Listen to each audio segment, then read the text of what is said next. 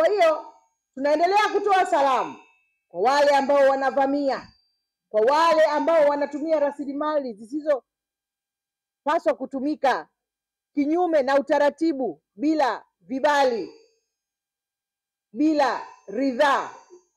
Hatutasita kuchukua hatua kali dhidi yao.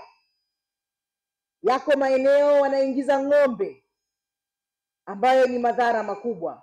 Yako maeneo changamoto ya kukataji mkaa katika misitu ya asili ni changamoto kubwa. Maeneo haya lazima tuyalinde, na uwezo wa kuyalinda tunayo, nguvu, sababu na nia za kulinda maeneo haya kwa maslahi ya Watanzania wote, kuliko mtu anaingiza ng'ombe anataka anufaike yeye, lakini sisi tunataka rasilimali hizi tunufaike sote. Mheshimiwa Abubakar Kunenge, asante sana kwa kazi kubwa nzuri ambayo unafanya RC ya uhifadhi. Hongera, well done.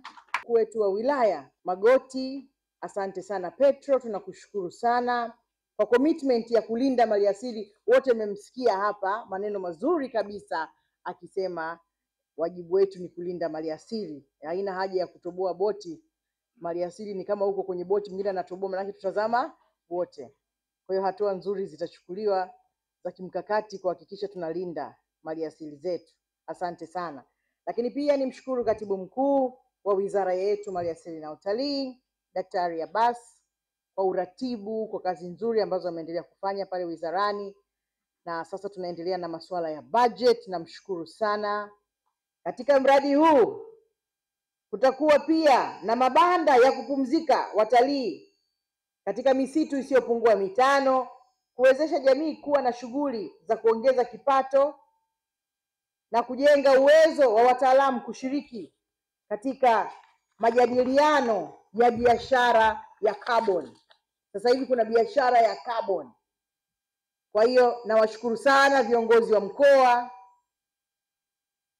kwa kutoa ushirikiano, kujumuika nasi katika hafla hii hapa tulipo. Asante. Hifadhi ni furaha. Sisi wizara yetu ni ya furaha, ya kurelaksi, ya amani, ya utulivu. Kwa hiyo tunafanya kazi kwa furaha jamani. Smile, punguza stress kidogo. Lazima kusmile. Sasa mtu umekuja umekuwa serious kabisa. Uhifadhi unafurahia huku, unatunza mazingira, unatunza misitu, tunaelekezana kwa amani. Sisi sote ni ndugu. Hapo vipi? Unajua unapokuwa imara, furaha ndio unaweza kuchapa kazi. Ukiwa mnyonge, masikitiko, hata kazi huwezi kufanya, si ndio? Huo ni utafiti ambao umefanyika, madaktari wanaweza wakanisaidia hapa. Wanajua na chairman hapa general wanajua kabisa. Tuko pamoja. Uhifadhi. Asante sana.